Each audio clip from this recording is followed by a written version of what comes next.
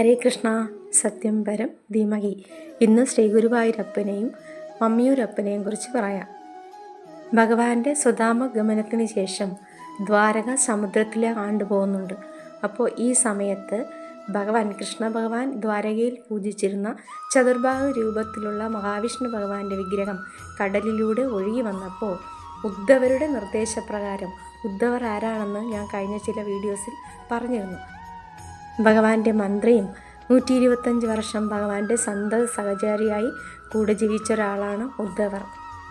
ഭഗവാൻ അവതാര ലക്ഷ്യം പൂർത്തിയാക്കി തിരിച്ചു പോകുന്നതിന് മുന്നേ ഭാഗവത തത്വങ്ങളെല്ലാം ഉദ്ധവർക്കാണ് ഉപദേശിക്കുന്നത്. മാത്രമല്ല ഭഗവാൻ തൻ്റെ ദിവ്യ ചൈതന്യം ഭാഗവതത്തിലേക്ക് ലയിപ്പിക്കാൻ ഉദ്ധവർ കൂടി കാരണമാണ്. അപ്പോൾ അങ്ങനെയുള്ള ഉദ്ധവരുടെ നിർദ്ദേശപ്രകാരം ദേവഗുരുവായ ബൃഹസ്പതിയും വായുദേവനും കൂടി ചേർന്നിട്ട് ഭഗവാന്റെ ഈ വിഗ്രഹത്തെ ഒരു സ്ഥലത്ത് പ്രതിഷ്ഠിക്കണമെന്ന് തീരുമാനിക്കുകയായിരുന്നു.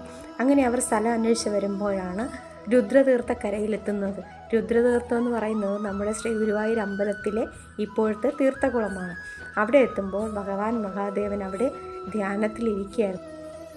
അങ്ങനെ മഹാദേവൻ്റെ നിർദ്ദേശപ്രകാരം ഇത് തന്നെയാണ് ഏറ്റവും യോജിച്ച സ്ഥലമെന്ന് മനസ്സിലാക്കുകയും ചതുർഭാഗ രൂപത്തിലുള്ള ആ ഭഗവാൻ അവിടെ പ്രതിഷ്ഠിക്കുകയും ചെയ്തു. ഇപ്പോഴും ശ്രീ ഗുരുവായൂർ അമ്പലത്തിൽ വിഷ്ണു ഭഗവാന് വേണ്ട പൂജകളും ക്രിയകളും ഒക്കെയാണ് അവിടെ നടക്കുന്നത്. പക്ഷേ കുറൂരമ്മയ്ക്കും പൂന്താനത്തിനുമൊക്കെ ഭഗവാൻ ഉണ്ണിക്കണ്ണനായിരുന്നു. അതുകൊണ്ട് നമുക്കും ഭഗവാൻ ഇപ്പോൾ ഉണ്ണിക്കണ്ണനായിട്ടാണ് അനുഭവപ്പെടുന്നത്. അങ്ങനെ അവിടെ ധ്യാനത്തിലിരുന്ന മഹാദേവൻ കുറച്ചപ്പുറത്തേക്ക് മാറിയിരുന്നു. അതാണ് ആ മമ്മിയൂർ ക്ഷേത്രം. ശരിക്കും ആ മമ്മിയൂർ ക്ഷേത്രത്തിൻ്റെ പേര്, അതായത് ഭഗവാൻ ഇങ്ങനെ മാറിയിരുന്ന സമയത്ത് ഭഗവാന്റെ മഹിമയെ ലോകത്തിലുള്ള എല്ലാവരും പുകഴ്ത്തി, അതായത് ദേവന്മാരെല്ലാം പുകഴ്ത്തി. അങ്ങനെ ആ സ്ഥലത്തിന് മഹിമയൂർ എന്നായിരുന്നു പേര്.